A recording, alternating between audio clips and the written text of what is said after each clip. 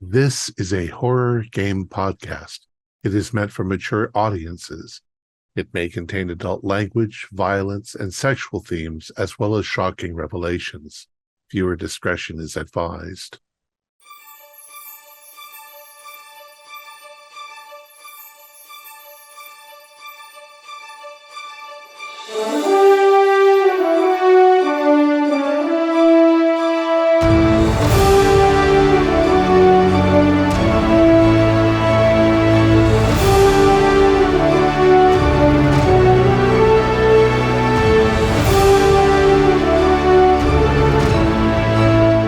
Greetings, fellow investigators, and welcome back to our video podcast, Into the Darkness, where my friends and I will be playing the Pulp Cthulhu role-playing game. I'm your host, Thom Raley. The campaign is Two Headed Serpent. It was written by Paul Fricker, Scott Dorward, and Mathew Sanderson. It's available directly from Chaosium and also from Drive-Thru RPG.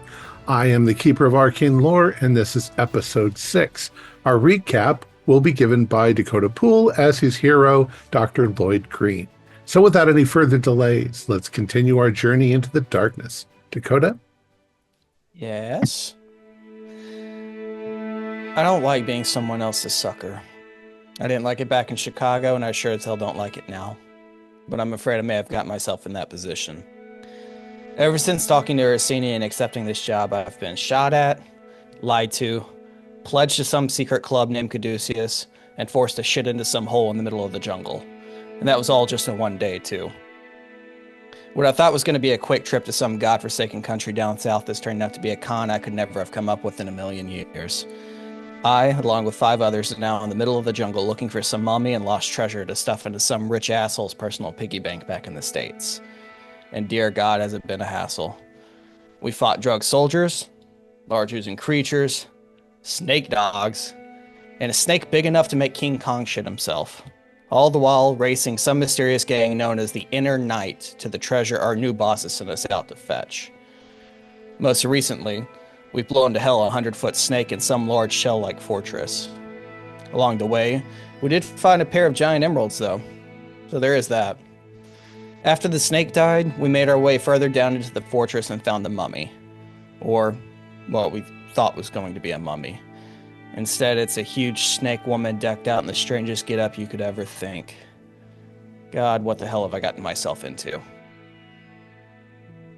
Ooh, short and sweet, and you hit everything important.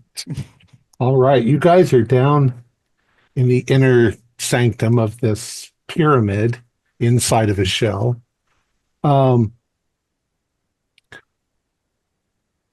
One thing I failed to mention last week that you also find is a set of scrolls. They're very old. They look like they're somewhat delicate, but they're richly colored with pictograms, much like on the walls, except that there's a great deal of text, and the text is all in some alien language, probably this Naakal language of the snake people. But it looks very important. It's probably, if you can translate it eventually, you might learn a great many things from it. What are you guys going to do now? There's nowhere really to go from here, right? Other than back the way we came, or? Correct. Okay. I don't know how we're going to get this thing out. Well, Goose is the biggest. I guess he can carry her. I might need some help. I'll take the arms. Somebody take the legs. Yeah, I can help you move that. So, Gustav, are you approaching with the intent of like grabbing the arm and lifting? All right. I'll tell you what, do a luck roll. Roll 12, so that's a pass. Okay. So as you're standing there, something unusual happens. And what happens is you grab a hold of her wrist and you're you're getting ready to sort of hoist her up. And as you do, you see that her eyes begin to flutter like she's somewhat waking up. And there's a moment when her eyes open and she looks up into your face. And I mean, you have no experience with serpent people, but you would swear there is a sudden look of happiness or fondness or, a recognizable look in her face. And before you can get her other arm, she brings her hand up and she touches the side of your face. And she hisses. She says something like, Bosashish Hamishish. And there's almost a smile on her face as her eyes roll a little bit back into her head again. It's like she's trying to wake up. But it was tender and it was warm, almost a look of love in that moment. Dr. Green, I'm gonna need some translation on that. Oh no, honey, I think she just fell in love with your face. I don't think there's much translation need. I'm pretty sure Fern's right there. Who couldn't resist this face? But is she sitting up or is she just? Well, no, she sort of rolled back to the ground. She's like on the verge of waking up, but it's taking her. I guess she's been sleeping for 13,000 years. She's taking a little bit of time to come to. Other than You might have tearing been her, right. It may be time to tie her up. Or we could have her walk on her own. No need to carry her. We can keep all our hands free. Well, she was kind of coming to then, Dr. Green. She didn't act like aggressive or anything. I've looked very affectionately at a well-prepared steak in my day. I Did don't you know stroke your steak? when a reptile wakes up and sees a tasty mammal, I don't know that necessarily is expressing what we would know as affection. This creature is ancient, although we think that they used to have human beings serve them. So maybe you look like one of her trained castle chimps or something. I think we should put together some sort of travoy to carry her rather than hoisting her up by her limbs. And it might be wise to attach her to that travoy in some wise so that she doesn't fall out or jump up and run away. We presumably have a time limit. Her friends, well, others of her kind that helped wake her are probably on their way here, maybe with some of their monstrous pets. So I think we need to get a move on. I agree. I think we should probably restrain her a little bit too. We'll say Who's that got- there's enough in the way of, I don't know, even ceremonial sort of stuff that's here, garments and stuff that you could make some sort of restraints if you wanted to restrain her. Poles have of a- some kind. We don't have a box big enough to carry her, do we? Well, her sarcophagus looks rather heavy. Well, It's a built box, into the ground. You wouldn't be Yeah. able to.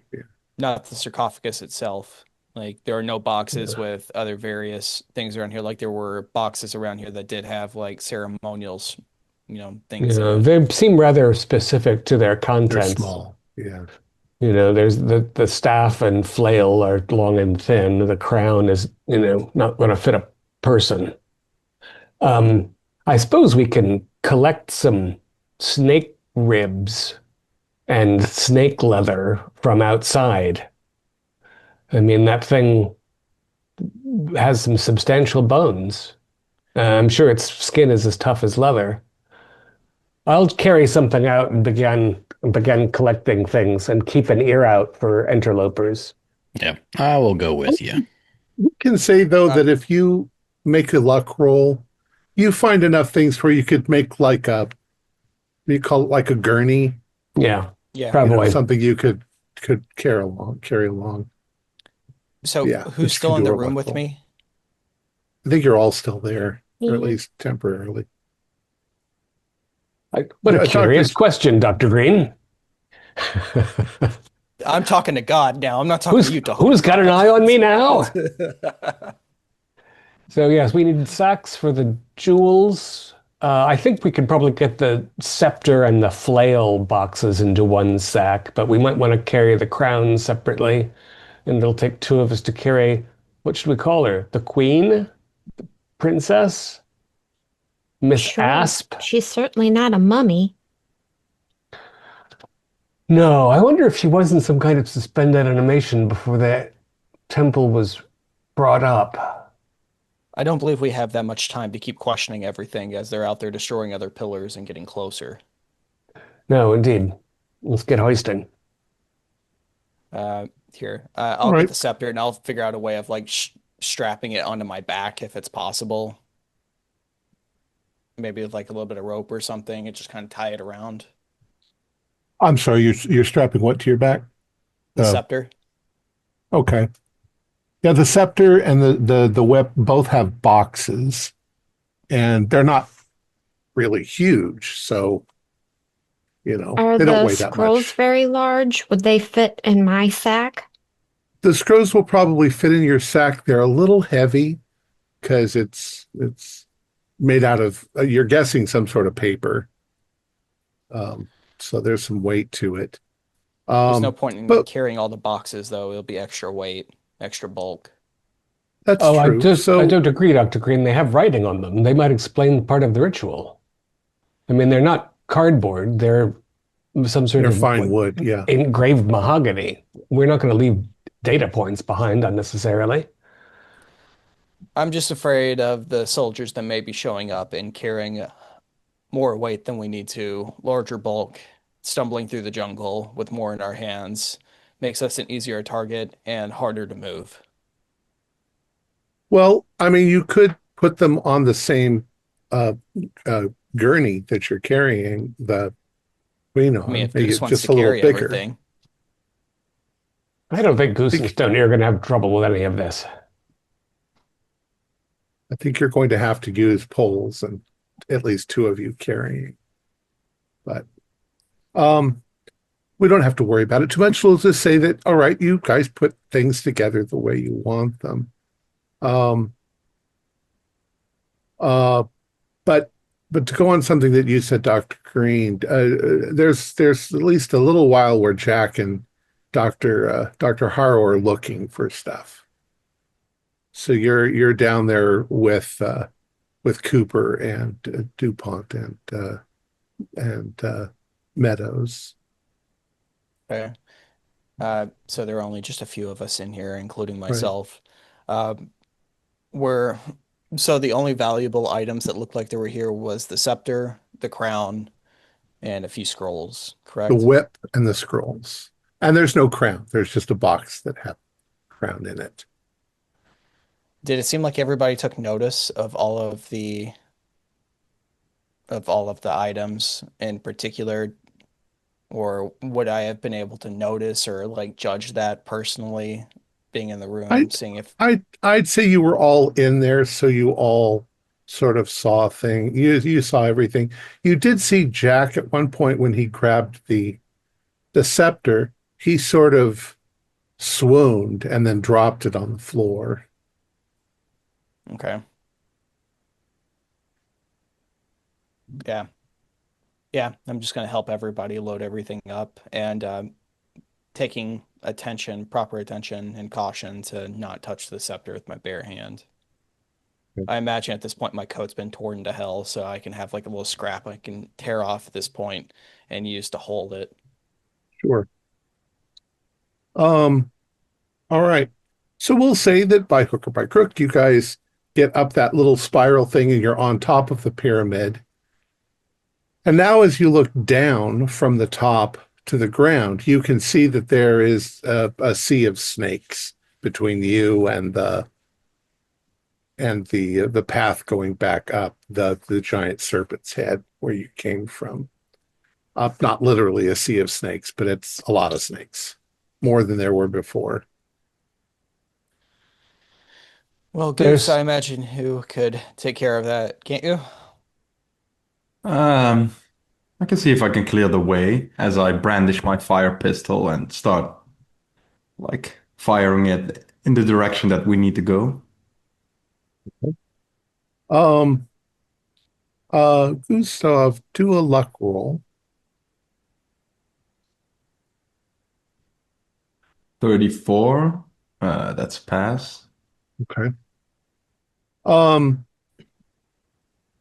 you manage a couple of blasts, and then it starts to sputter, and then it's not shooting anything out anymore. There's a couple little squirts, and then it's out of juice.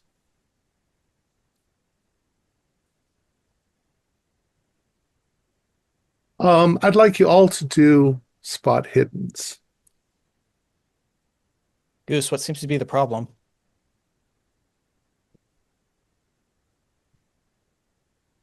Well, you have some of those days that not everything works as you want Yes. to. regular success. Fail. So you haven't nearly crossed all the way by when this happens, but you start to notice something odd. Those of you who passed, um, as soon as the flames go out, the snakes start moving inward again towards you all. But those of you who passed, you notice that they seem to be forming a circle around you, that they won't come inside, but it's centered around Dr. Green.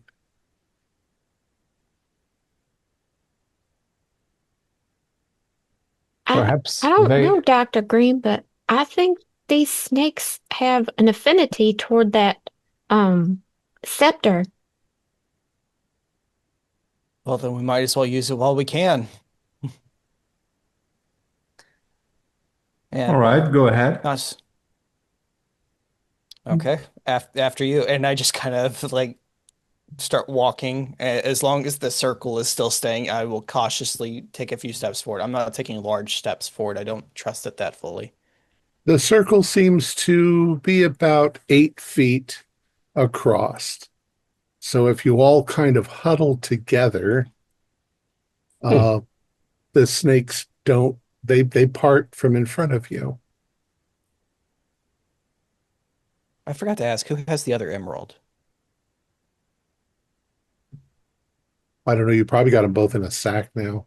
Yeah, I dropped one to Stony, but I don't remember what happened with it after that. Okay. I know I've got mine. I haven't let go of it.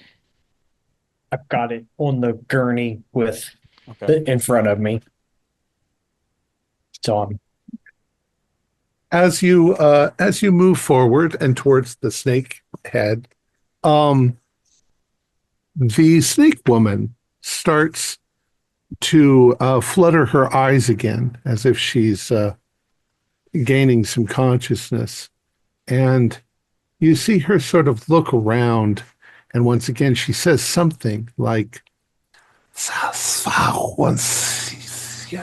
but you don't understand it, obviously. And she looks confused.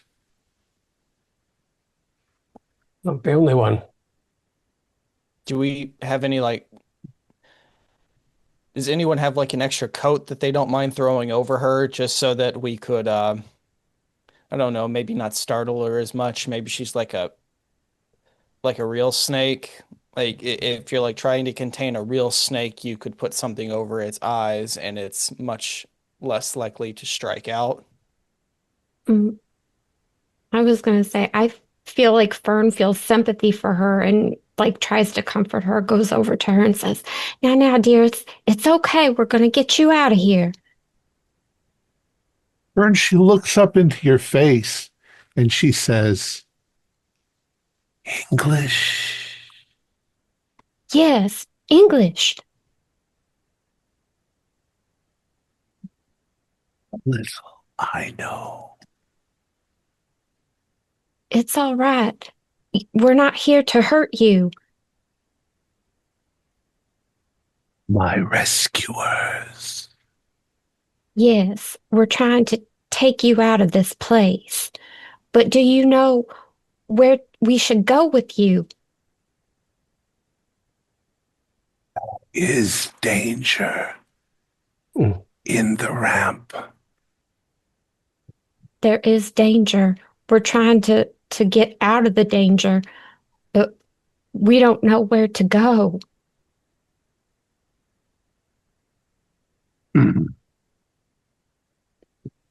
She says a few more words in a language you don't understand, and why am I tied? I'm afraid the others did that just in case you weren't very happy when you woke up. We didn't know. Understand. All right. See, boys, I didn't think she was going to hurt us. There are cutting blades in the tunnel ahead. Yes, we saw them on the way in. We'll be careful. How should we address you? Do you... Tiranish. I am called Tiranish.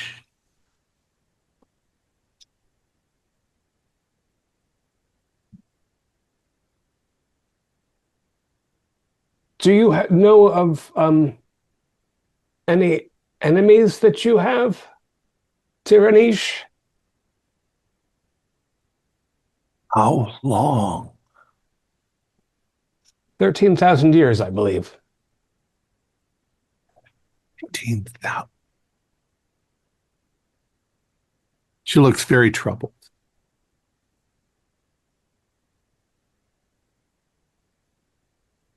I do not know the history of your place. Things have changed. Yes, we'll have quite a lot to exchange when we get out of here. We have friends in a city north of here that are eager to meet you. This whole area has been covered by jungle for thousands of years. It was only supposed to be 100 years. Guess your alarm clock didn't go off. Yeah. Something must have happened. What? What was supposed to could happen?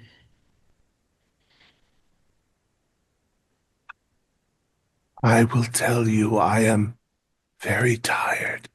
I think that I can walk, though, if you don't want to carry me. I mean you no harm. I understand your distrust. I must be very strange to you. You are the very first serpent person I have ever seen. Yes.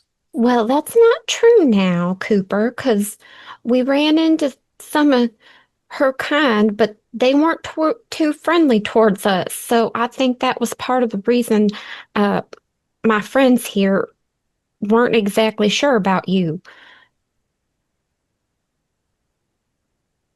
They do not know the situation. No, we have much to learn.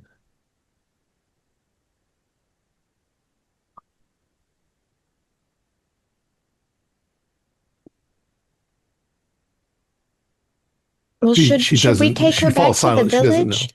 She doesn't know what to do. We have to get all the way back to the boat.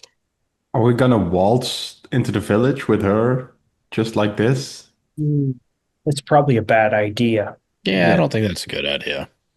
No. Well, me- do we know of any other place? It's not like we're real familiar with our surroundings here. I think we'll have to radio New York for assistance. But we need to get near the village to do that. I'll When we I'll get- walk up. Oh, sorry. I was going to say, when we get there, we can stop by, grab a few items of clothing or something from the village, and do what little bit we can. Uh, Tyrannish, the serpent people we've met before, they could She like. looks at you, Gustav, and goes, "Ah, you look like my husband." Well, he must have been a good guy. Where is your husband? I ate him. Well, she looks at you and she says, 13,000 years. I'm sure he's long dead. Oh, Humans don't last that long. that's a. No, we don't last that long.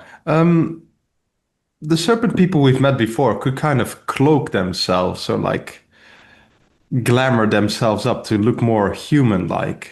Do you have any of that kind of ability that you Yes. could Yes, you? I could do that. That But would. not without causing some harm. Right.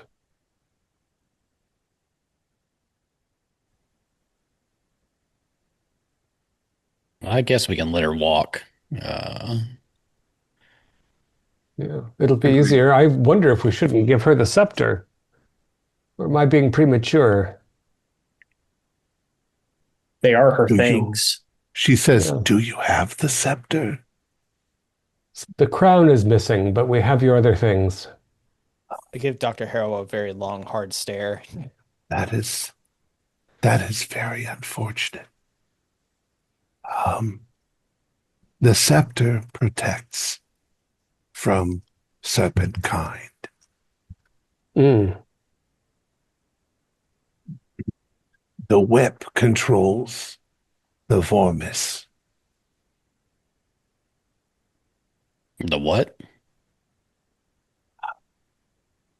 There's not a word in your language for it.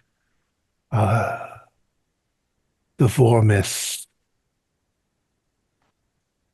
If you guys are actually at least starting to make your way up, Yeah, I think we're moving. she suddenly points to the wall, and there's the depiction of the giants that are helping construct the building.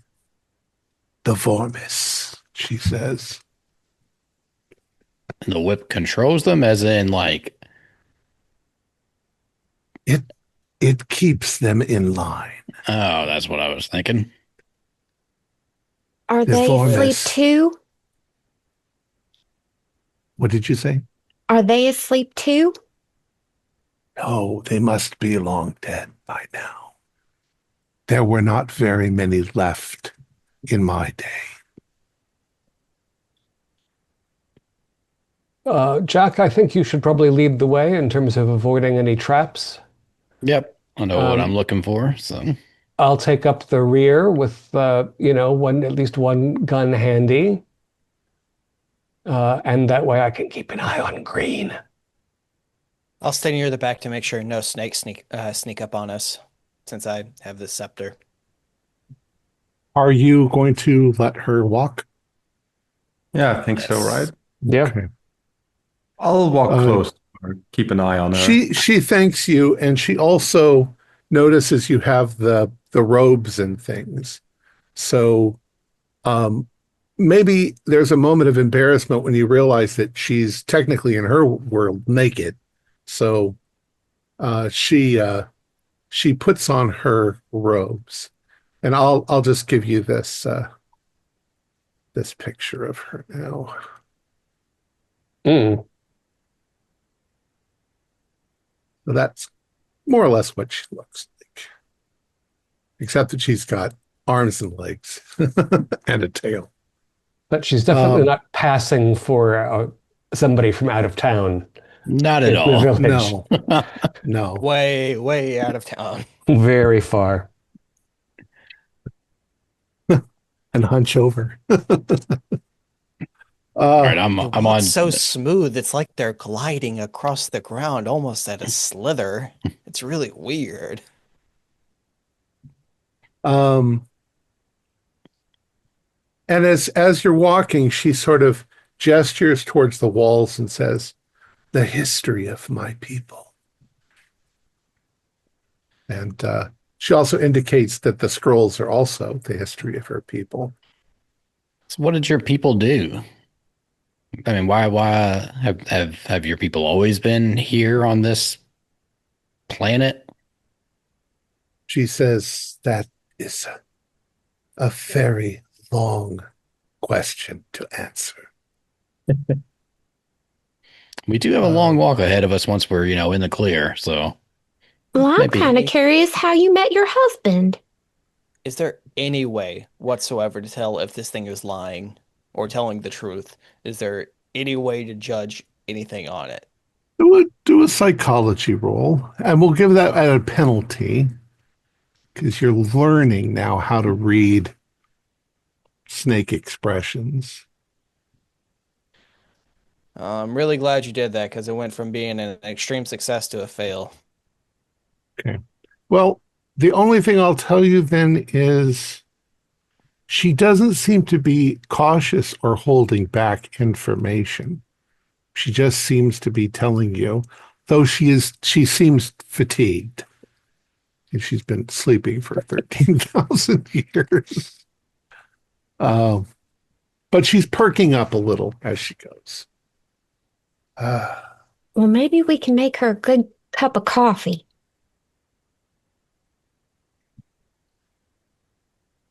Maybe a rat on a stick. steady coffee might kill her. Her physiology would be quite a bit different. Yeah. She gently sort of puts her hand on Fern's shoulder, and you realize how really big it is, because she's quite large. She says, my husband we worked together for years. He was a brilliant scientist. And a human, you say? Yes. I got the impression from the pictograms here that your civilization only used humans for labor.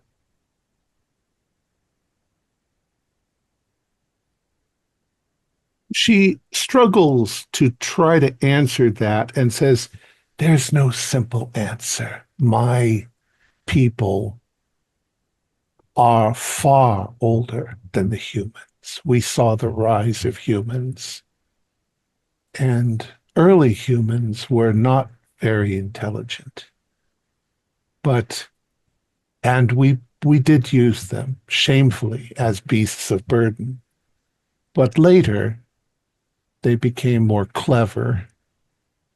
And it's, in fact, part of the reason why the Second Serpentine Empire fell. She says,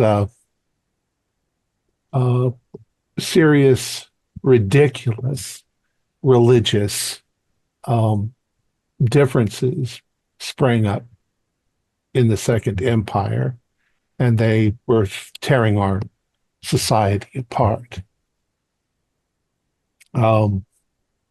One particular group, they thought that the humans should all be enslaved and controlled. Another part thought that anything other than serpent kind should just be wiped out. And then there were the scientists that she was a part of. And they saw the potential in humans as clever, not so durable, but clever and intelligent and capable of learning.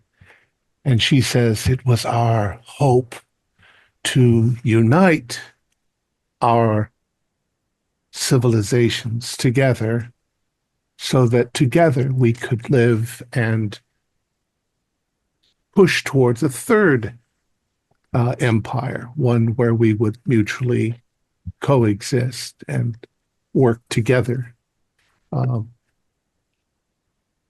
And my opinion of humans is that they're capable of just as great of many things as we are. So why are they not? They should be all create. We should all be equal. We should all become. We should be treated as the same thing, she says. Well, since your 100-year descent into the earth, things have rather, well, the people have rather taken over. We didn't know that there were, in fact, any intelligent reptilian civilization until a few days ago ourselves. Because that is distressing, but I knew it was possible. I didn't know who I would meet when I woke up, but I knew it could be you. I also believed it could be any number of other things that I'd hoped it was serpents, but it is what it is. Something must have happened to the Serpentine Empire. It must have crashed. Why did you go to sleep in the first place for, well, supposed to be 100 years? That is another long story that needs explanation. Perhaps when we get out of the cave, I'll try to explain it.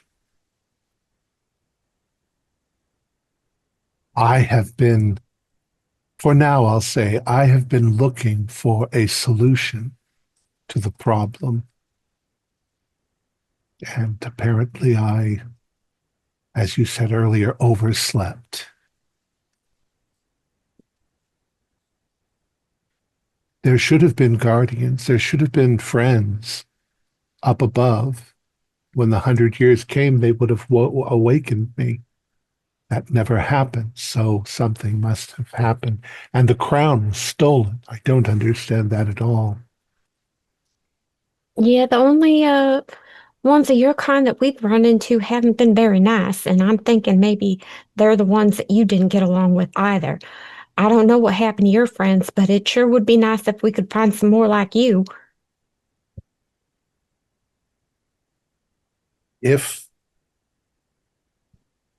If the worshippers of the false evil gods have indeed been the survivors, then you are in great danger. They would just as soon wipe you all out and take over.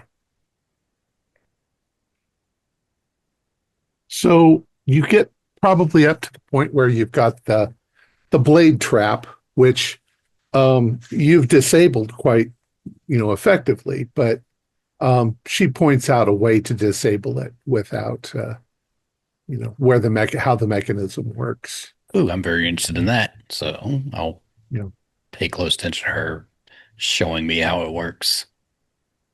She's also started into an interesting habit as she's speaking. I'm just speaking English. But as she's speaking to you, she'll often say something in Na'akal and then tell you what it means, going back and forth. So I would say you can roll a 1d6, and that's the percentage of Na'akal you will sort of learn as you're going out. So not very much. Cool. 5. So 5%. Yeah. So we add that to our sheet. Yeah. You can put it, I think, towards the end of the sheet. There's extra lines. As we near the entrance, I want to pick up some There's not really any rubble in here, is there? I want to pick up something small and levitate it out the door to see if it draws fire immediately. Okay. Go ahead and do a roll. We'll say you find something. What do we see when he does this? I don't know, David. You tell. Yeah. What do you see? About that. There's no, So you see the rock. I don't glow or anything. Woof, 56 is still good. All right. So yeah, I'm just loading up a rock and like sort of having it pop around, hang around the doorway to see if anybody shoots. Okay. There's nothing shoots. Interestingly enough, you can all do spot hidden rolls, except for David. Oh, 5. That is a extreme success. Nice. Well, you get the distinct feeling that Tiranish has a surprised grin on her face. And she's like, so you have advanced more than we ever expected. Can your people do that? Make stuff float? We have understood the science of the mind for millennia. It's not a gift that I have developed, but we are fully aware. Do your people use your mind to I found this contraption that I could kind of make move a little bit. It was in a crash site. I don't like it. It was like a glass sphere was all around it. I assume it was a mode of transportation that seemed to be maybe powered by someone's mind. I don't know. I'd have to see it to understand what you're talking about. Well, once we get out of here, I'll got it in my sack. I'll show her the bits and pieces that I do have. She says that the Second Serpentine Empire was quite technologically advanced. Do they fly around in glass balls? Well, various means of flying, yes. Gravity manipulation, although she admits that they stole the gravity manipulation from other sources. She says this probably seems to you like magic. She gives you the old classic line that any sufficiently advanced science will look like magic to somebody more primitive. I just know it's exciting to me, trying to figure out how these things work. The snake eyes that shot, I guess, superheated light or whatever out of it. She says the transformation spheres. Yeah, so is that reversible at all? Reversible? What are we talking about? Just pondering things. In case we get one of these generals that are snakes, we can reverse them into something else. She says it wasn't my speciality. I don't know for sure, but why would you reverse it? That's an interesting question. Well, supposing it was against someone's will, maybe they didn't want to be that. An accident. Yeah. Yeah. Perhaps. Science is a very broad spectrum of knowledge, and So although I am a scientist, I don't know everything. are you also a queen? A queen, no. No. Because of the crown, she says. You need the crown, and then The crown and the scepter and the whip are tools. They're not, you've misunderstood their use. We're used to our queen having like a crown and scepter type stuff. Our world was ruled by councils, Oh. not monarchs. You must have She been. says, go ahead. You must have been high up in the pecking order to have all of this built for you. No, not at all. It's part of the greater story that I'll tell you, but it would take some time, perhaps when we're encamped or when we're more at leisure to go over that. So this place we're in is just for you, or are there more scientists in it? This was built for my project. Our main facility was not here. This was an outpost.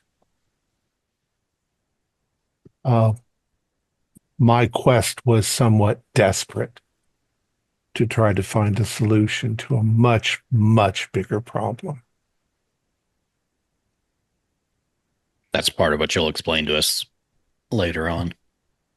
I should start at the beginning, and it'll take some time. Okay. I'm going to poke my head out the door, see what's out there. Okay.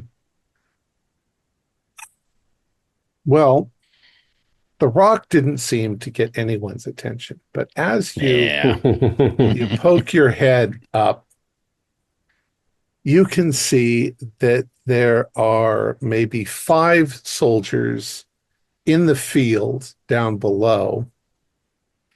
One of which is that fellow that you saw, that you knocked half of his face off. And he's also got one of those big black gooey things in the field with him. And they're just standing there waiting because they know that you've eventually got to come back out. Did they see me? And they've got do a luck roll. Oh shit. Oh, 5. They did not see me. They didn't see you, but you saw them. Well, then maybe they won't see this last grenade I have either. Are they within grenade throwing distance? Yeah, I'd say you're what, about 60, 70 feet up. Yeah, do a grenade, do a throw roll. Anybody opposed to me throwing a grenade at this? Or okay. All right. Here we go. Throw. I will spend a 4 luck to make that a success. 59 over 55. So describe it for me. Where do you throw it? I look out back in real quick, hold up the grenade, and gotta get everybody's,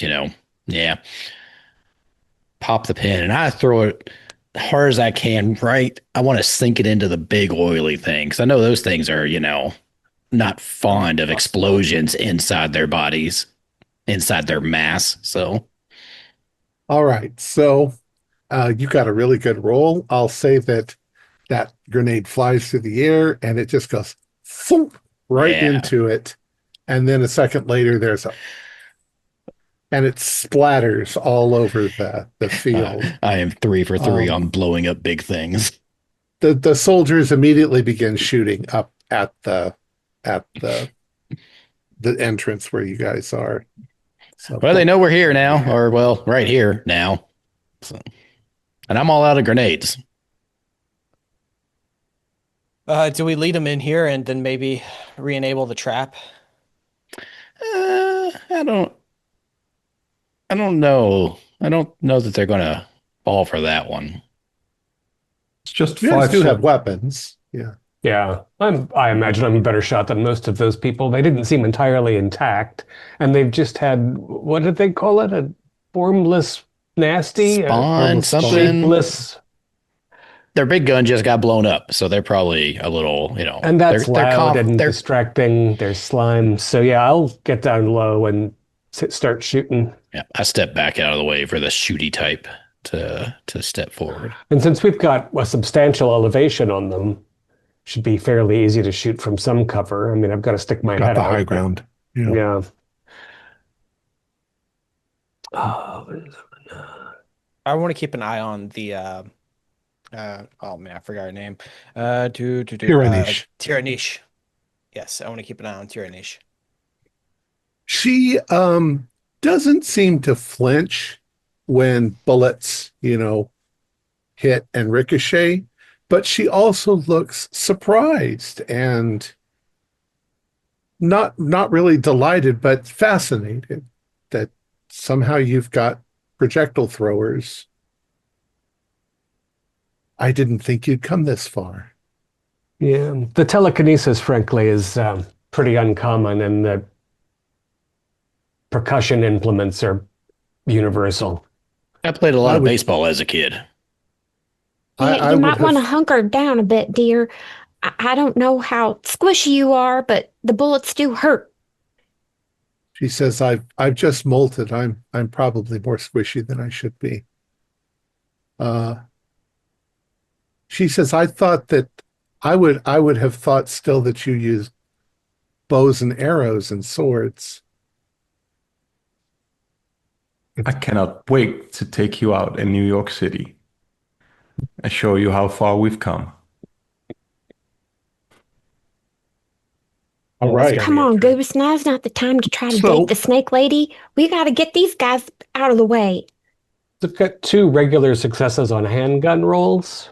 I'll roll for my revolver, but I think I'll need a penalty die for the distance, right? Because it's 15 yards.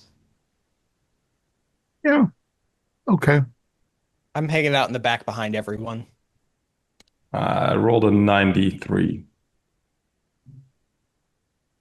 Okay. So you fire, you miss. The guy you're firing at rolled a 94. So you get a little, the bullet hits the head above your head and chips off a little bit of shell, but it doesn't do anything. Who's next? Fern, what are you up to? Go ahead. I had my rifle, so I was going to try to get. I can't remember which officer it was. Was it Longuello that was still up and about? Yeah, I think that was his name.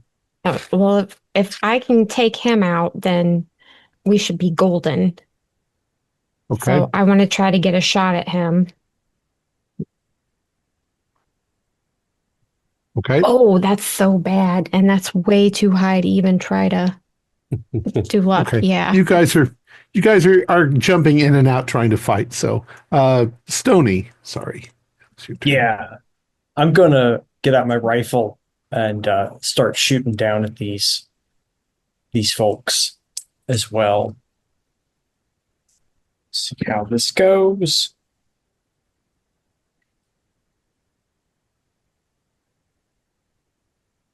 I am going to spend the 13 luck to make that shot. Okay. Which one are you aiming at? I'm just aiming at one of the random soldiers. Okay. All right. We'll do a random soldier, number 3. But go ahead and roll for damage. Okay. 7. Okay. 7, you knock the guy down. He's been hit. You're Right. thinking he might just be a controlled soldier. Hopefully that'll snap him out of it. Yeah. Who's next? David? So I have, with penalty, I had 2 successful firearm rolls, but I rolled only a 2 and a 3 for damage. But I was probably going for soldiers too, because I don't think the commandant is actually shooting at us. And if we can get the ones that were shooting, then things are more straightforward. Okay. We'll say that you hit them, and yeah, when your bullets hit them, they don't do a lot of damage, but they do knock them down. And once they're down, you're guessing that they're it's breaking the hypnotic hold on them. Mm-hmm. You hear uh, the sergeant or whatever he was. He yells up, and he yells something in Nakal. It's and Tiranish says a strange dialect. He says to throw down your weapons. You're surrounded. Hmm. Doesn't look like it.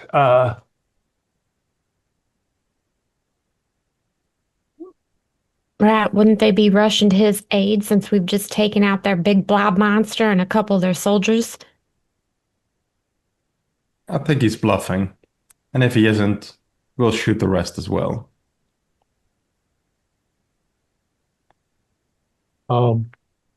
Odd He that he does would. pull out his rifle and fire, but it just hits the shell.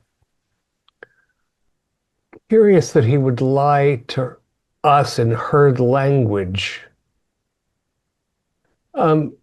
Tiranish, is there some way that you can recognize the different factions that you left behind all those years ago? Well, he's attacking, so Mm. I don't know that the factions even exist anymore, but he seems hostile. She is going to take a quick peek, Mm-hmm. and there's almost a feeling in the way she's talking to you that, children, don't be afraid. They're more scary than they look. And then she looks and she's like, well, that's very strange. He's small. Mm. Really? I mean, were you expecting him to be equivalent to your size?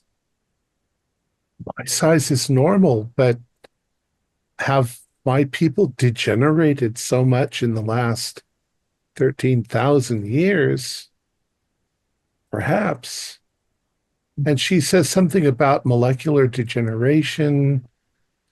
She starts using all kinds of scientific terms, most of which you don't understand. But So does this place have like defenses other than like the traps inside it? she says, I wasn't part of the construction crew. I don't think so. We didn't anticipate, once it was buried in the ground, we didn't anticipate anybody digging it up. Well, have you also noticed that this hasn't moved since we've been here, so they didn't go blowing up any more pillows? It's a good He says, observation. yeah, she says, I don't know.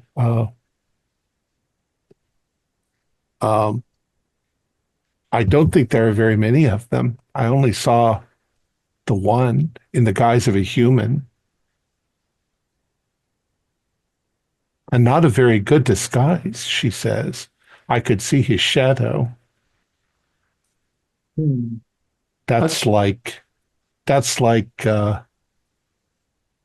well, she doesn't really have a way to describe it, but she says that's like a children's magic trick as opposed to a real illusionist's ability.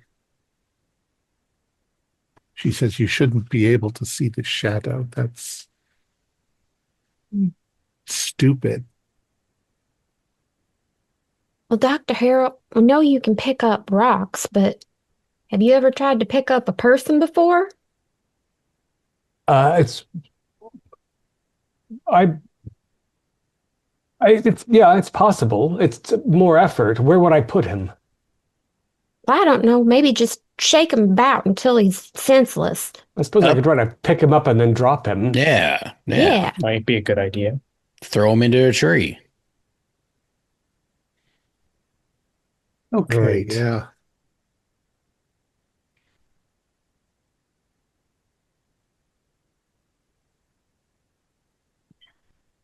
So Just- yes, the way they describe it is that it's the cost in magic points goes up for the number of people it would take to lift the thing. So I guess this is only a 2-person weight to lift up a human-sized creature. Ooh, and I rolled a 10, so that's an extreme. You tell me. Yeah, I'm going to pick him up and let him hang around, say, 15 or 18 feet up and see how he responds to that. And if he doesn't seem nicer, I'll just let him fall. He's flailing about. He doesn't know what to do. Can I shoot at him while he's up there? Sure. Okay. I'm not a great shot, but I'll try to hold him steady. Nope. But he is wiggling. Yeah. All right, yeah, so I'm going to sort of try to go up and then down. So you're going to throw him. Oh, we'll say roll a 1d8 for tens of feet up into the air. Only 30. Well, 30 feet up into the air, and then you let him That's enough. Yeah. turn him upside down and have him come right down on his head. The second he hits the ground, all of the soldiers around him who are still active just suddenly drop to the ground like they've been released. And he's gonna take some damage, though he's not dead, but he is really dazed. All right, way to go, Dr. Harrow. We really deserve a drink after this today. Yes, I haven't really done that before. I feel strange about it, but I like the fact that he's now. And yes, we might be able to get information out of him this way. So let's make haste. Yeah. Yeah. In my I'll opinion, see. always Go ahead. deserve a drink, Fern.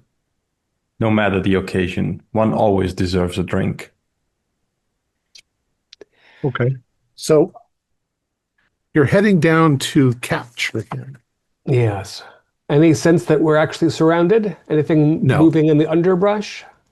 No, it was just a tactic. Desperate feint.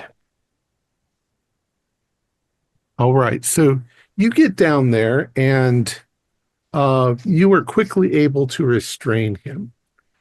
And Tiranish comes up behind you, and she looks at him, and she raises her hand in front of him and sort of does this. And as she does, the flesh on his body seems to sort of dissolve away, and you've got a snake person there. He's only about 6 feet tall. He looks puny next to her. She was 8 or 9 feet, You're right? going to have to show me how to do that. She says, "I will. I'll teach you everything." But she then says in her language, she tells you what she's going to say. She says, "We'll find out who he worships." She says, stuff like that. And he doesn't want, he struggles for a moment not to respond, but when he sees her, he's sort of quaking.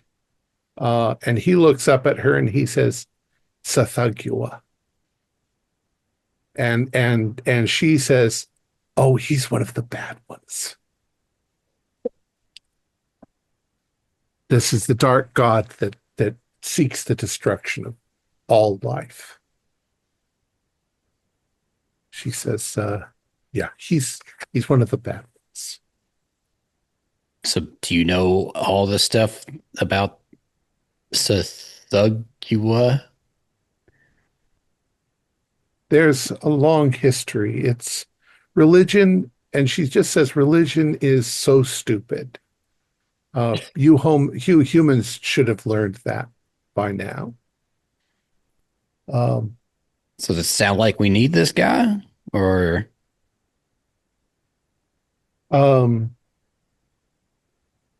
she asks him some more questions. Who are you? What are you up to? What are you guys doing? I was looking for my answers.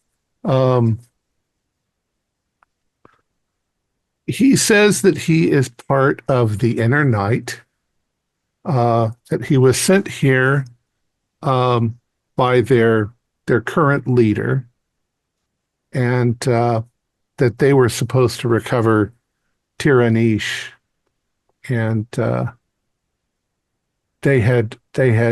they didn't know whether she would be of help to them or not.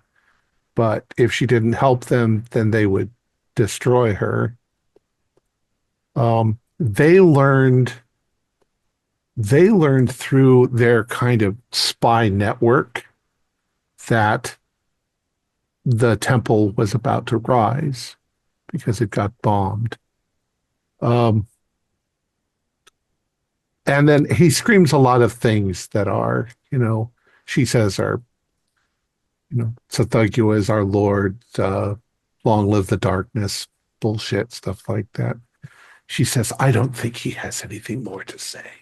And Fern takes her rifle and just like butts him on his head. Ow! Give him a good bonk.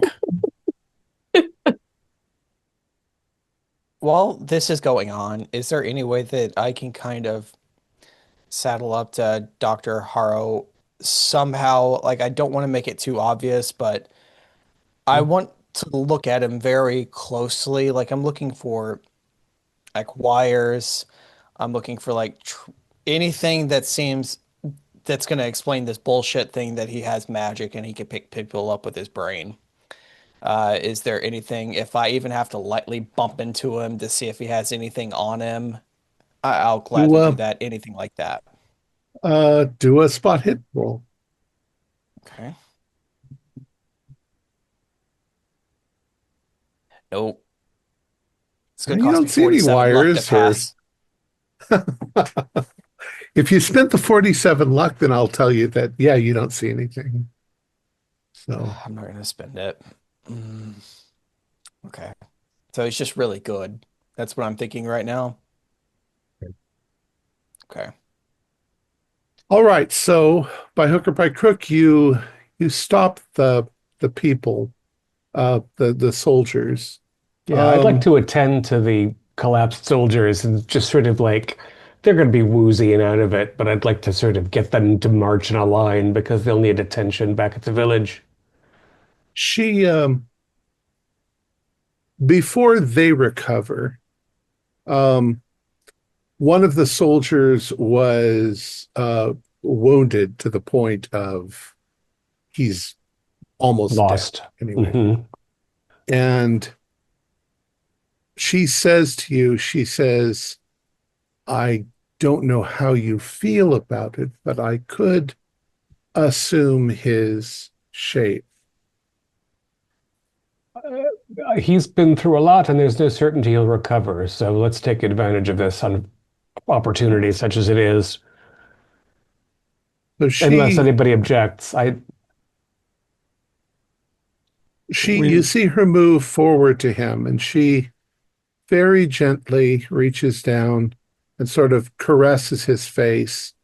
And what you see is the man just kind of falls asleep.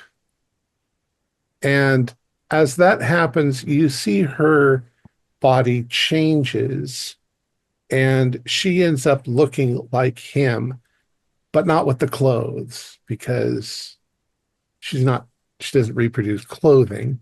So then she has to exchange clothes, or, well, she doesn't want to give up her robes, but she's going to exchange clothes with him and leave his body naked there on the floor. And but the shadow's still obviously Serpent.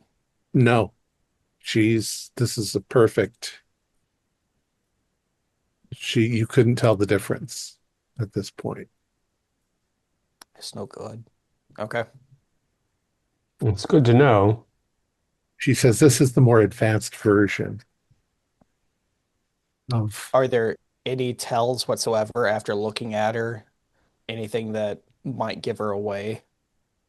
Um, yeah, there's not physically, not by looking at her, but when you talk to her, it's still obviously Tyrannish with all of the gaps in her knowledge and her difficulty in speaking English.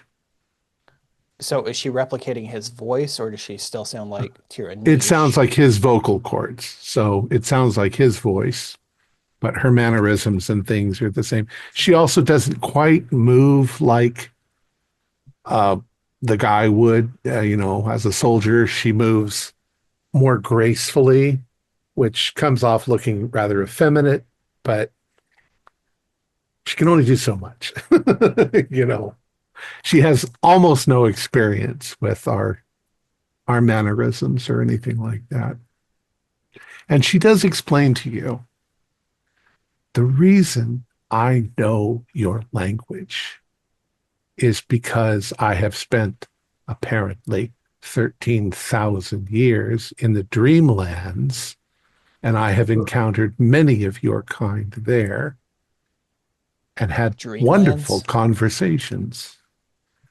You were Another dreaming about people and you another learned our dimension, language.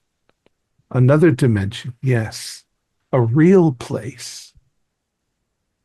A place that perhaps you haven't discovered yet, but is definitely slightly higher. Some of your people have.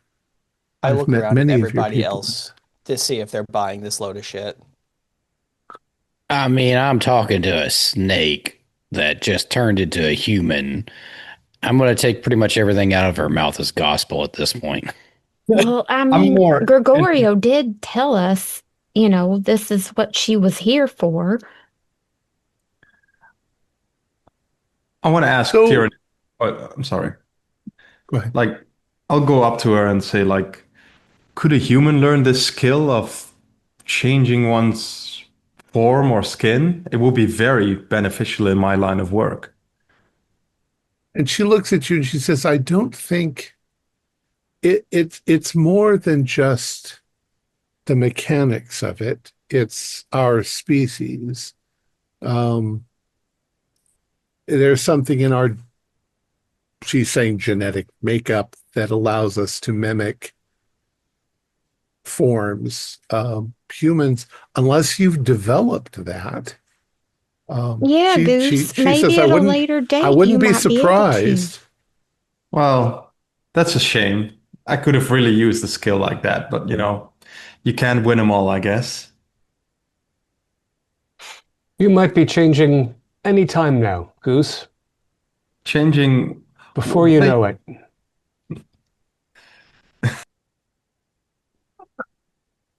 Well, So so we need to, yeah, I'm going to sort of try to corral the other surviving humans. When once we have a base camp, Tiranish, not that far from here, and there's a means of communicating there with the organization that sent us here to intercede against the inner night.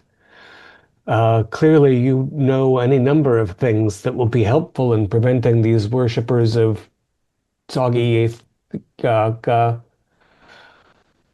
Athakua. It's okay. I don't like saying the name Gesundheit. either. It's an ugly name. Well, should we do anything about this? And Bern like points to the giant conical shell behind them, just hmm. in case somebody else turns up. I mean, is there a way to make it go back in the earth? She looks at you and she says, "Well, there's rituals and there's things that were done to cause it to happen 13,000 years ago, but I wasn't I wasn't involved in that part of it. I was the chosen one. I was the one chosen to go and find a solution to our greater problem." There shouldn't be anything in there that's of any use to anyone anyway at this point. Well, there's the beauty of it, the wall paintings, the There's the history. A great deal of our history written in there. Proof of an Perhaps. ancient civilization beyond our comprehension, but we might not want to leave it around for anyone to stumble across. I don't Perhaps think you anyone's going to can be out send- here. Perhaps you can send some of your people back to record it all, preserve it, or keep it a secret. Yeah, I'm thinking anybody who goes in there is going to either get cut in half or bit by a venomous snake. The snakes were drawn by the magic because I was in my revival. They were there to protect me while I was molting. So they're just going to disperse now? They should just disperse. Can you call snakes whenever you want? I could control snakes if I had the crown. I could control serpent kind. And do you think that must have been stolen before you descended? We think we were the first creatures inside. It was there when I went to sleep, so somebody must have taken it before they buried us, before they buried me. It was, once again, a kind of a scientific instrument that tapped into the mental constructs within the serpentine mind. That's terrible loss. Yes, especially it's been gone for 13,000 years. I don't know that it's even recoverable. It's probably long destroyed.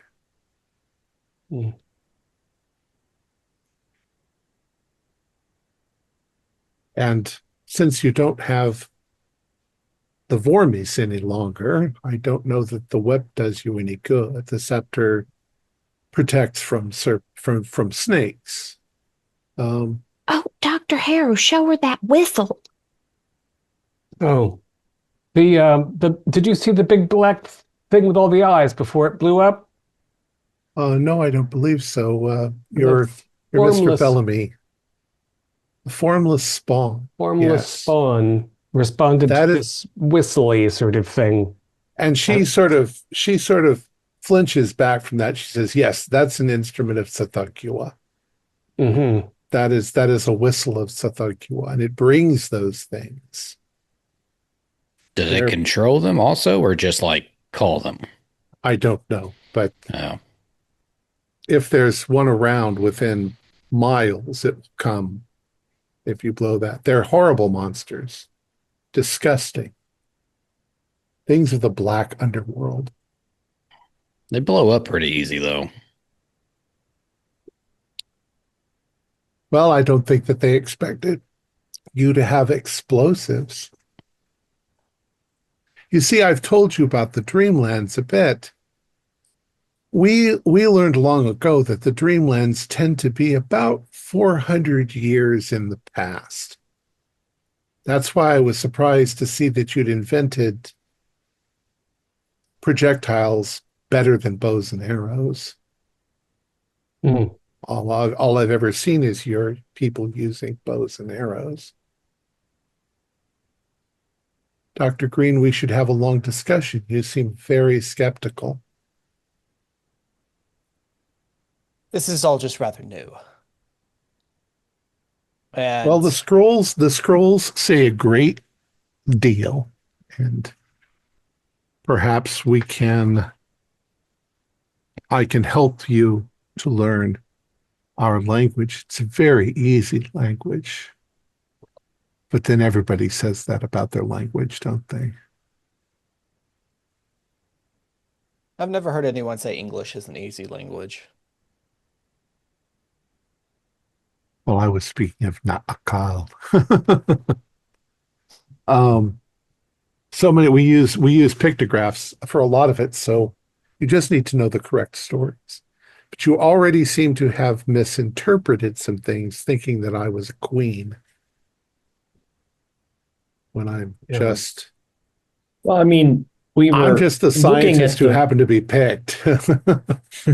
we were interpreting your pictograms through our history and what we've seen our ancestors create. So I should like to learn a great deal about your history. It's going to be a very fruitful exchange. So are we on the way back to camp now? So we'll sum this up a little bit. You get back to camp. You get on the horn to Caduceus and Shapiro. Are you telling him everything? Are you keeping anything back? So, yeah. We probably want to simplify things for open broadcast radio. Yeah. But we found the mummy. We have the mummy, yeah. All right. So, yeah. So in sort of coded language, you tell him things, and Shapiro asks you pointed questions. Can you give him some ideas as to how to prepare for her arrival? Should we? They seem to be on the same level as you as to who she is and how important she is and what she's up to. And you don't really have time to go into all of the details over the radio. She's traveling as a civilian, so in that regard, it shouldn't be too difficult. They're going to treat her like royalty, if you will, and they'll make sure everything is set up. They have, because of the importance of this, they're going to reroute you. You're not going to go all the way back the way you came. You're going to head to the nearest city, and they're going to send air transport to get you out and to get you back. So you should be back to New York within a couple of days. You'll be coming into, what's the airport? Jersey Airport. I think that's the only one that existed back then. I don't remember. Newark, so maybe. Let's do this. Let's we can have a conversation. Let's say you're on the plane. She's pleased that you've figured out how to fly. Of course, she doesn't think that's really that big a deal. They could fly back then. She gives you the impression that the empires of the serpents were probably more advanced than your current world is. And how it all fell. You get all sorts of wild, crazy things coming from her, that the first empire was so long ago. She's implying 250 million years ago, and that the first empire fell because of the dinosaurs. There was she doesn't go into the whole thing, that there was also a terrible catastrophic thing that happened with an asteroid, and by hook or by crook, their empire fell. It went into kind of a long dark ages, and then it sort of rebuilt itself. She mentions places like Volusia and Hyperborea, and places that ring familiar, at least to anyone who's read crazy shit. She doesn't say Atlantis, but she talks about a much bigger place than Atlantis. Like, could it be Lemuria or Mu or places like that? But eventually things changed. There were wars, and their second empire fell, and it only fell apparently 13,000 years ago. Does she mention how old she is? Well, minus the 13,000. Yeah, she says that she's about 112 years in what she would consider time. But Obviously, she's quite a bit older than that physically. So the age of the serpent people tend to be at They have longer lives, right? like 200. And they also tend to 300. shed. And she says 250 at the highest range. Yeah. Um, she says also that humans in her day, they they could live to be 100. So, she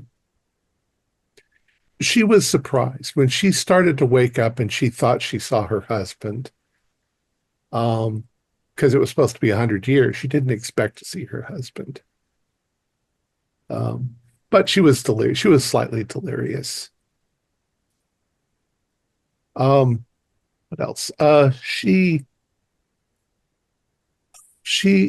are a lot of what she says you don't quite understand because she's talking about wars with these people and wars with those people and various crazy religions and the old ones and these monsters and things in the ocean and things in the sea and things in the mountains and things in the north at the South Pole. And, it all begins to sound like a wild tale that needs a lot of study and explanation to go into.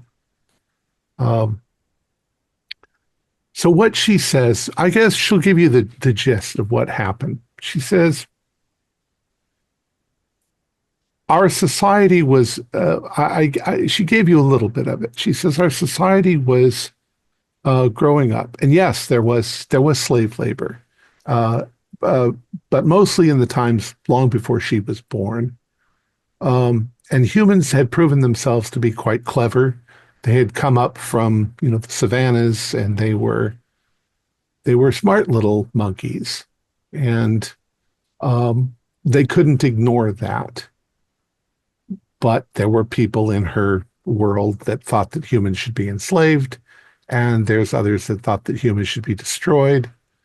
And she was of the opinion that humankind and serpentine kind should come together and form one beautiful empire together. And as everything came crashing down, she says that their scientific teams had built a kind of fortress, a citadel, and it was in a very special place. It was on an island, and it was perched over a large volcano. And she says that they had managed to trap a very energetic entity within the volcano, and that they were tapping its energy. She said that primitives would have called it a god, but it wasn't a god. It was just an alien entity. They were tapping into its energy, and that their plans were ultimately to bring unity to the races.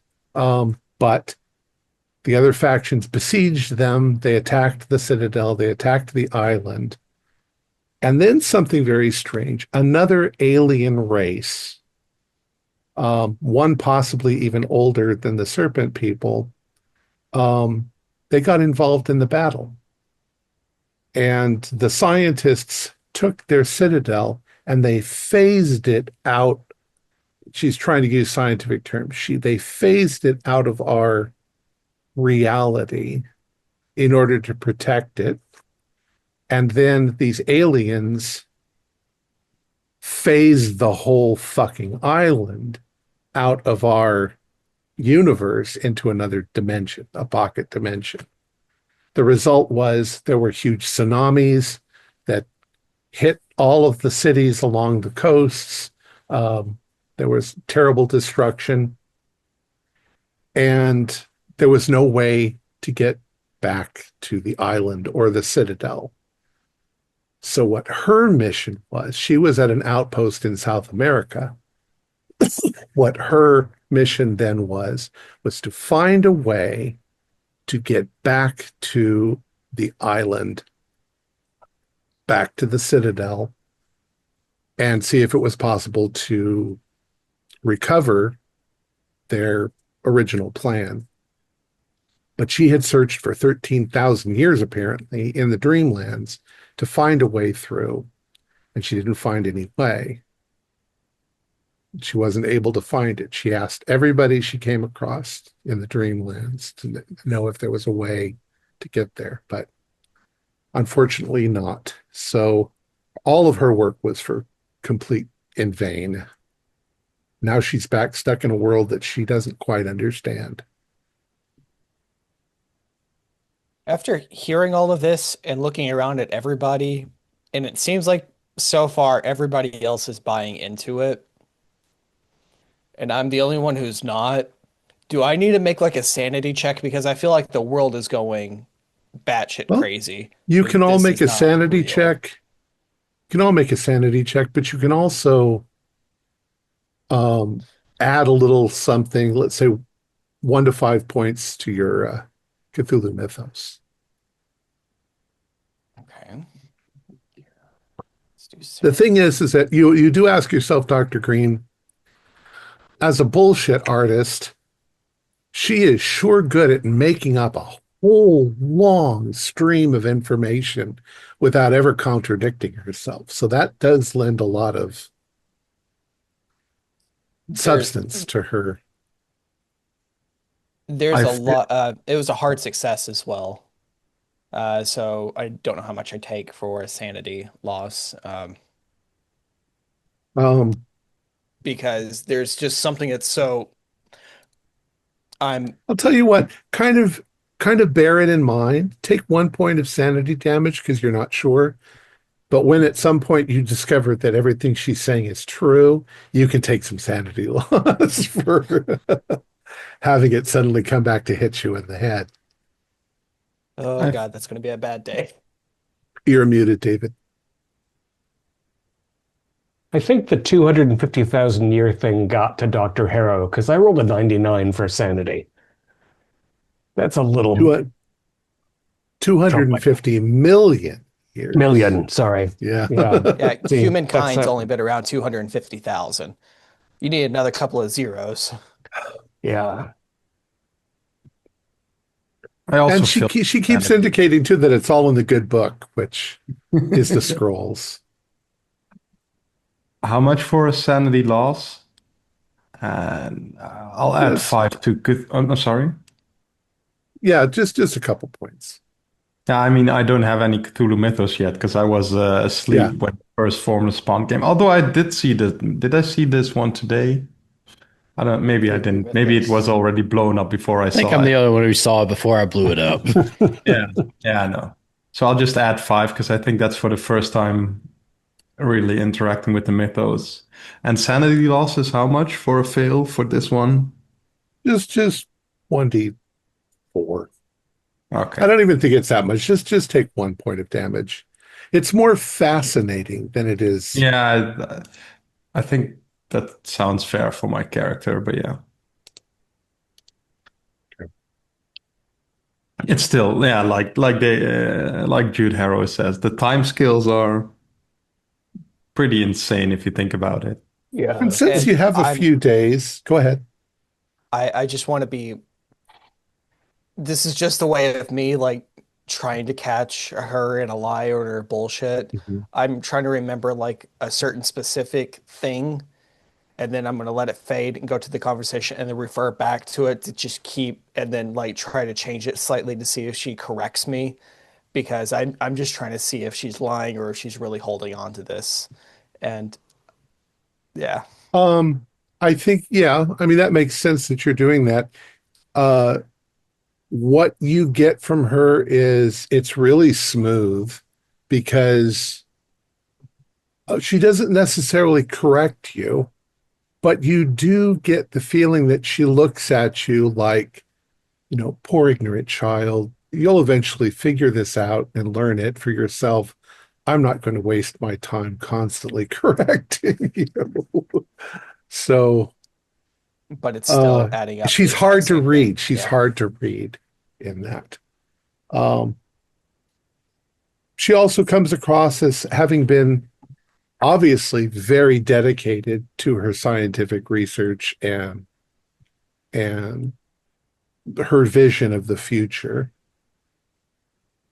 And she doesn't know now if there's any way whatsoever to have that realized. But then again, she thinks perhaps from what you've said, her people have slunk off into the darkness and that they don't really pose much of a threat anymore, except the inner night. Yeah, They there may appear to be be other threats quite now. hostile. Yeah. I'd also, of course, like to make a proper manifest of the things we're crating up, so as to make sure that everything we've found is in a properly labeled box and accounted for, that say no melon-sized emeralds are missing. Did you show her any of those things? I've kept mine with me this entire time. I've never taken it out or anything. At this point, I would have gotten a bag and kept it with me. Like, I told Good her luck about getting the through emerald. customs. I don't think there's customs inside of this plane. No. If there was, I'll talk my way out of it if I have to. So she explains to you that the crystals are part of a hybridization program that certain individuals chose hybridization. It was part of their medical research. She says they're not, they might look like emeralds, but they're more mechanisms than anything else, kind of like lenses for focusing the energy. If you show her the one of them, Jack, she'll kind of try to explain how it works, how the light refracts through it, and you need an energy source. And she knows that you don't understand, but she's learned very quickly your mathematics, so she can kind of explain some of that to you along the way. Okay. At some point, As- of course, as far as the hybridization goes, I'm going to ask her about Goose's condition. Well, when she, how does Goose feel about that? I mean, he hasn't seen it yet, and I'm looking to ask her privately rather than alarm him if the prognosis is bad. Well, when you say it to her and she just looks over at him, she says, well, it's not progressing very quickly, but it is inevitable.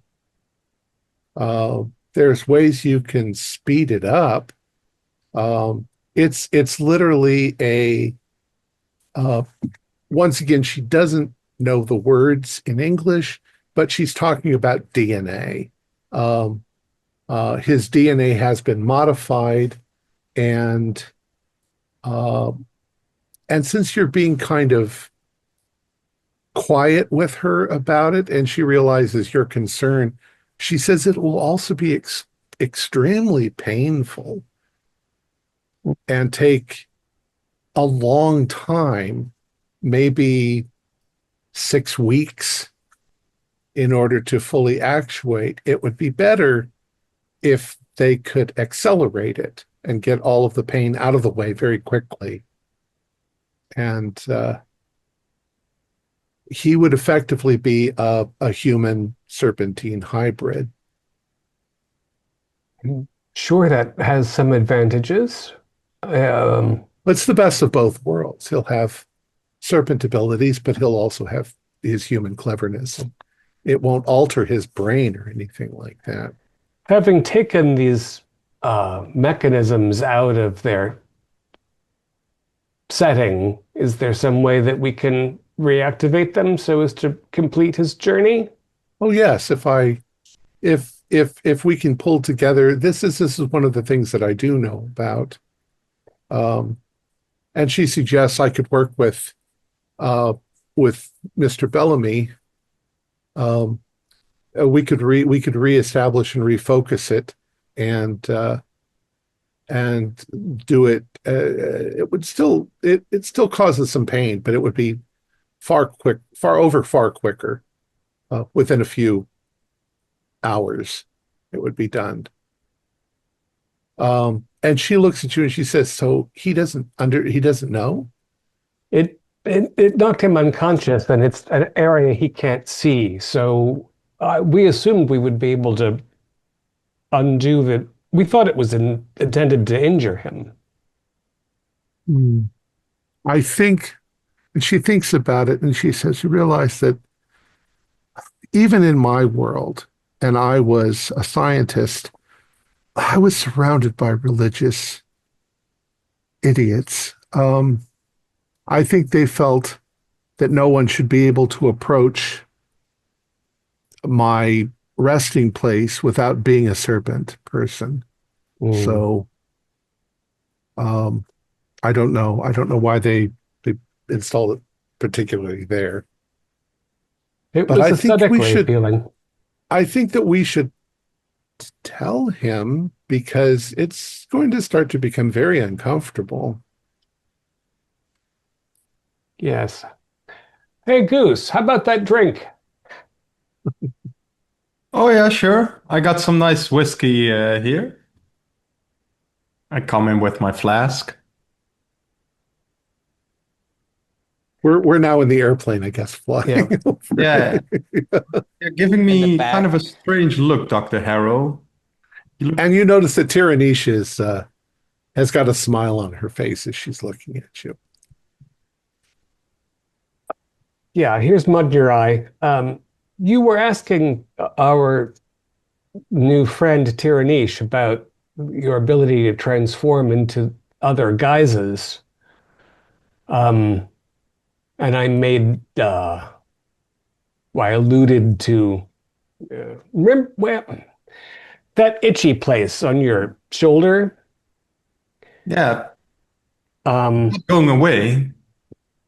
yeah, we got, zapped from one of the snake eyes when we were on our way in, and apparently that is going to transform you into a hybrid human serpent person.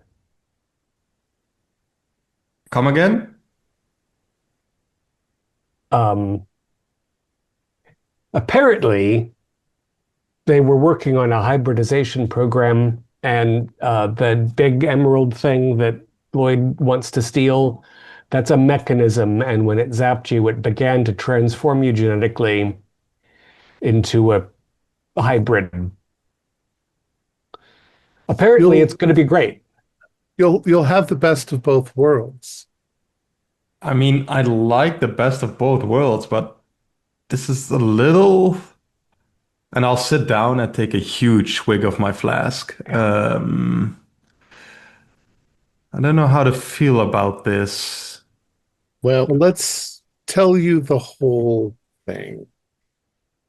And she explains what's going to happen to you, that your cells are changing, that it's going to be excruciatingly painful, and it's going to take 6 weeks, unless they can accelerate it, and they'll need the crystals to do that.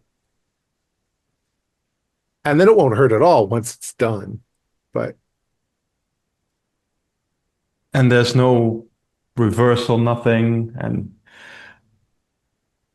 maybe we need to, yeah. I'd like to see my family first in New York before we speed this up. If that's. She says also, I can teach you, you will inherit our ability to take on guises. So I could take on my own guys, basically. Well, that maybe will. The thing is that you're already changing. So your DNA is tainted, but we'll do what we can. I'm not sure you'll look like yourself anymore, but you'll be able to look like anyone else when we show you. And I'll be sure to show you the more effective means of doing it. And I think Goose will be a little bit happier about this. Like this is kind of something You'll be the perfect spy Yeah. So, but I think I'll still do a sanity roll because this is not. Yeah. I passed. And when she says it hurts, what does she mean that it hurts? It might hurt more than you even imagine. I You ever had a mean, kidney stone the size of an emerald that's this big? I think somebody dropped the words excruciating pain, so that's more than a little itch. I passed the sanity, by the way. You can do a 1d4. It's a lot to take in. Yeah, I mean, I can imagine. I don't know how to. Two. Oh, Only two all right. sanity.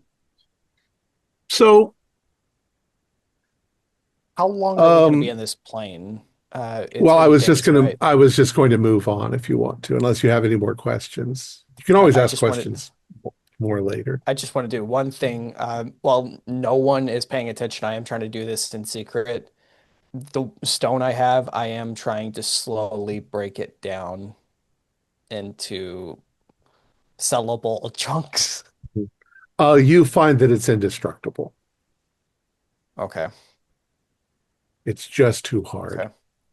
Okay. And What's that clanking Tink, noise tink, in the back of the plane? and also I've taken it upon myself to have 2 or 3 separate bags that look like they could have something big in them, and I'm just kind of keeping them near me at all times. Yeah. All right. So you fly into Newark, New Jersey, and you are met by a couple of limousines that will take you. Jack, you notice one of them you've worked on, and they're going to take you to the Meadham Building. Now, the Meadham Building is in Park Row in Manhattan. It is 18 stories tall, which makes it one of the highest buildings at this time of the year. Although the Empire State Building has been up for 2 years, so that's a really big building. Some of you have already been in the Meadham Building. You've worked there. What you know is this: it's 18 floors. It's got an Art Deco style. There is a dome on the top of it, which is fairly common for a lot of buildings. It's very pretty. It's a copper dome, so it's that sort of bluish green. There is a basement where the usual basement stuff like cleaning and stuff goes on. There is a garage that is also on the ground floor. And then it's very much just like a large office building. You guys are escorted inside, and after just a brief amount of time, you are taken up to the 7th floor, a place where you've never gone in this building before. You arrive at the 7th floor, and you are met at the elevators by a man who introduces himself as Dr. Quentin Shapiro. And he says, welcome back. Glad you had a safe trip. And Wasn't that safe, but well, you got back in one piece at least, or a couple of pieces. We're going to have a short briefing. If you'll follow me, we're going to go to a briefing room. The 7th floor is, it looks like it's a little different than the other floors down below. The other floors are filled with, secretarial pools and filing rooms and all sorts of stuff like that. He says to you that floors 1 through 6 are part of the work done by Caduceus. That's the mundane, humanitarian aid stuff. Floors 7 and 8 are specifically for our real business that's going on, which you'll be briefed on shortly. As you're going, Tiranish has reverted to her actual form, and you guys all stop together, and she is shown into a room that has been very much decorated. It's a suite that they've decorated to look very much like the beautiful artwork on the walls that she's used to. And they put her in there.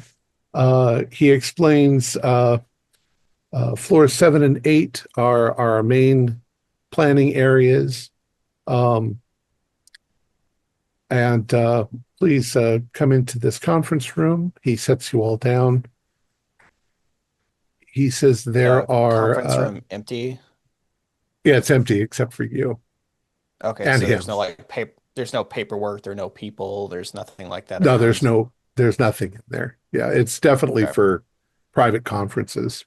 Also, you notice a couple of other things I failed to mention. When the elevator doors open on this floor, it smells. It smells of cigarettes. So there's almost a cloud of cigarette smoke. And along the way, you've noticed rooms that are filled with people on the telephones,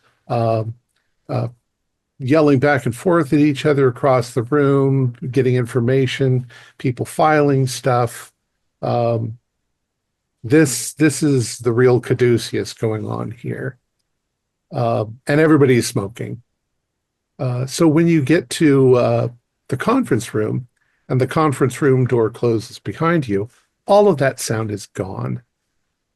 It's completely silent. The soundproofing on the room is excellent. And he says, so gentlemen and ladies, where do I begin? You probably have questions for me. But to begin with, I've got these binders, and he hands you each a little blue binder. And he says, this is your orientation to Tier 2, which you've managed to take by force, if you will. Usually people don't get to this level until they're here for at least a year or two. But Dr. Sani believed in you, and you certainly went out there and recovered what we were looking for. We couldn't be more pleased. So if you'll take a look at those. Orientation, background. In 1912, Joshua Meadham of New York City sold the pharmaceutical empire he had built up over the previous 30 years. This was a surprising move, as he had acquired a reputation as a cutthroat businessman. No one who knew him could imagine him doing anything else with his life. Joshua Meadham took the proceeds of the sale and used them to found a charitable organization devoted to providing emergency medical care across the globe, especially for those areas affected by epidemics, natural disasters, and war. He called this organization Caduceus, after the staff of Hermes. Organization. Caduceus is organized into 3 tiers.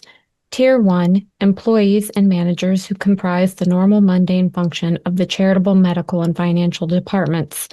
Tier 2, agents who have been vetted and indoctrinated into Caduceus's primary objectives department, dealing with highly classified threats to life, liberty, and our general way of life. These include internal and external involvement, and currently have a primary focus on incursions into society from the Serpent people. This department carries a non-disclosure agreement. Tier 3, the senior management headed by Joshua Meadham and his inner circle of confidants. Members are rigorously vetted, have top clearance, and are meticulously monitored on a weekly basis. Tier 2 briefing. While Caduceus carries out the charitable work it espouses, it also has a secret purpose. In his business dealings over the last 2 decades, Joshua Meadham has become strongly aware of a number of threats to our society. Much of human history has been falsely presented in order to suppress the truth about the world around us. One of these threats comes in the form of hostile serpent people trying to use the growing global trade in pharmaceuticals and a vehicle to damage and interfere with human endeavors. Mr. Meadham has used his considerable resources to seek out and combat these threats, where he can, especially when the serpent people are involved. The serpent people. The serpent people are apparently natives to Earth, though they sprang up far earlier than humanity. It is guessed that their race is at least 240 million years old, preceding even the dinosaurs. Their mythic history indicates that they have had at least 2 world-spanning empires concentrated mostly near the equator of the planet. Some of the pictographs show wars with other unidentified beings, monsters of the air, land, and sea. Towards the end of their second empire, there seems to have developed a religious war of sorts that ultimately led to the end of their reign on Earth. For the most part, they have been living in small groups hiding among the humans, and until recently they have kept to themselves. The 2 factions, the followers of Yig, the father of serpents, seem to be the least threatening of the 2 religious groups. They know that a fight with humanity would lead to their destruction. They seem content to live in secret. The followers of Tsathoggua, on the other hand, seem to be working towards the mutual destruction of all life above ground in the hopes of taking over, once mankind is out of the way. These degenerate serpent people call themselves the Inner Night. There is every indication they are becoming more organized and extremely dangerous. Also in the packet are news articles and things about Caduceus in general from a public point of view. And there is also a number of documents written in this Na'akal language and a primer to help those interested in deciphering the texts and things that have been found. Shapiro says, most of the people in the building do not have access to 7 or 8, nor do they have access to 17 and 18. Those are the private, the inner circle, if you will, tier 3. We have extensive files and libraries. We have rooms packed with artifacts that we have or have not been able to study, or we don't, our resources are limited in time and effort. You are free to move about as you wish, except for the limitations of the 3rd tier. But you're also here to recuperate. We mentioned a non-disclosure. Look, we have a facility down in the basement with medical and psychological trauma units. We would much rather, we must insist that if you seek medical or psychological aid, that you do so with our doctors. We don't want you talking to the outside world about these things. You can imagine the panic that it would cause if they knew that there were serpent people in the world.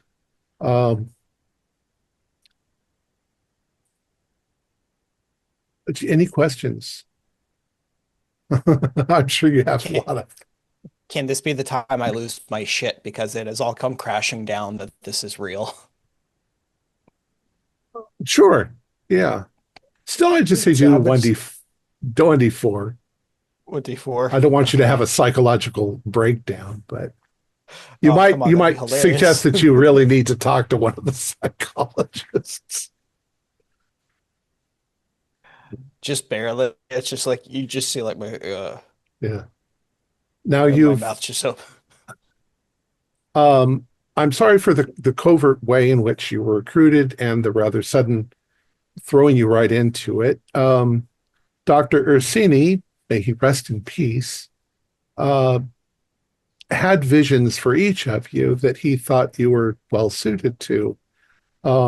Miss Meadows, he brought you in specifically because, we have a pharmaceutical background. There's definitely some botanical stuff that you could work on to help us with.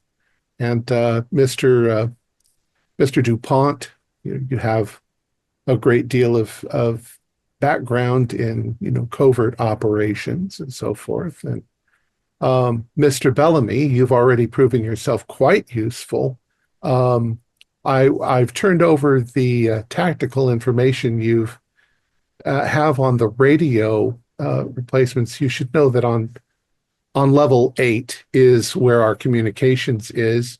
You're welcome to go up there and have a look at it and see if you can help modify our own transmission. Mr. Cooper, you've got experience outside. You're well suited to survival tactics, and apparently you're a very good shot. Dr. Green, your ability to find a way out of situations using your wits and your confidence abilities were well recognized by the company, and you should prove yourself quite useful. And Dr. Harrow, you are by far one of the more interesting ones, since your psychic abilities have been noted before by a few observers you may not have been aware of, but also your medical is, of course, important as well. So you've all got your place here. We've got training facilities. We've got, our cafeteria is really good. Though you're certainly not restricted to the building. You all have lives here in New York City, but this is your headquarters, and I just urge you, don't talk about Caduceus business outside of these walls. In fact, these briefings that I've given you, they need to stay here. So if you need to see them again, just ask and they'll give them to you. But you are there's firing ranges too. We also have other facilities around the city that you can take advantage of as employees to improve your gifts. Any questions? So are you telling us that possibly all the little stories and things that we might have grown up with about the things that go bump in the night might be true? No, but they may be based on things. Human history sort of filters things as they come along. I think that our natural fear of snakes and maybe even passages in the Bible might show that there was sort of an ancestral, fear of the snake people. Who knows? Who can say? But we've been gathering information for quite a few years now, 20 years. And you're welcome to all of the information. It's available, although some of it you might have to dig through the files to find. We can talk about anything from our expedition with these people in the basement, or do we need to restrict any kind of discussion like that to 7 and 8? All the other people in the building, 9 through 15 and 1 through 6, they just know the humanitarian stuff. They don't know anything. They're all tier 1. I think I misunderstood. I think you said the psychologists were in the basement for... yeah. The psychologists definitely no. Yeah. But you can tell them everything from what I've just learned, or maybe help me cope with turning into a snake person, stuff like that. Oh, I was not aware. There's a fair I'm amount just of purely debriefing to do. Please, talk to our doctors. Maybe they can do something about that. Also, Tiranish is now our guest. We are probably going to, through caution, restrict her movements too much, but you'll definitely have access to her, and within reason, she should be able to help you in answering some of the questions, especially in translation.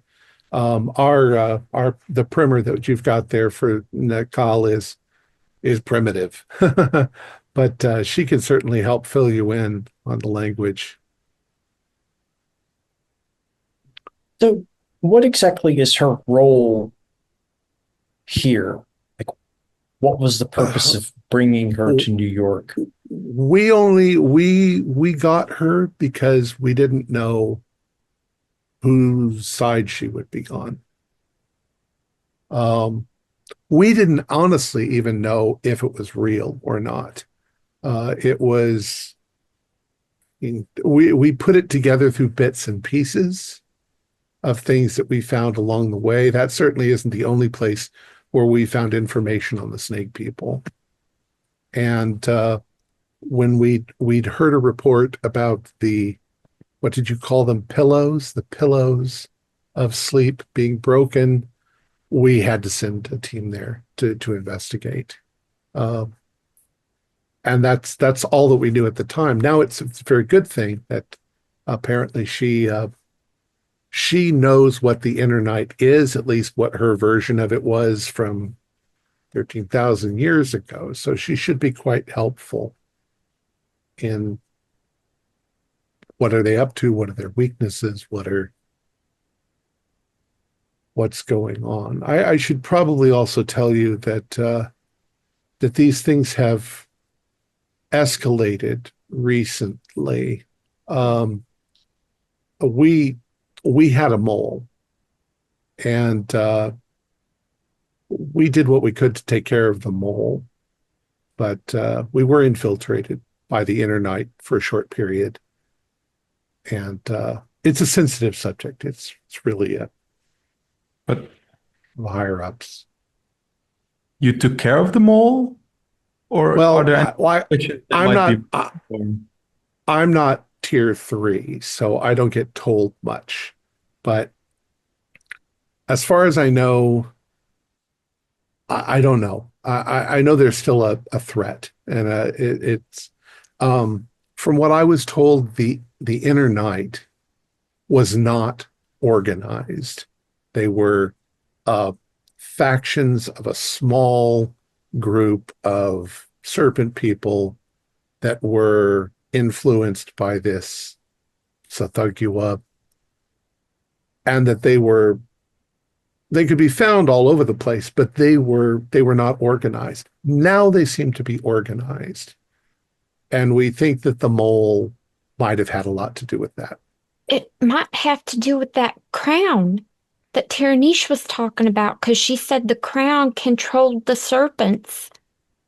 Well, I'm sure we've got our people looking for any hint of that, but we don't know much about what that is other than what you've told us. It does seem like something's been lost for 13,000 years. It's long gone. Is there a library here on? Yes. Mm-hmm. Yeah. There's a rather extensive library. I'm afraid it's not quite as organized as you'd probably like it to be, but you're welcome to wade through the material. See, we've got agents all over the world, and they're constantly doing things, and they're constantly sending us reports, and they're constantly sending us things that they find along the way. And we don't have enough people to process all of that right now. So a lot of it's unprocessed. You might find something very important in there. And we don't know when your next mission will be. It could be tomorrow. It could be 10 weeks from now.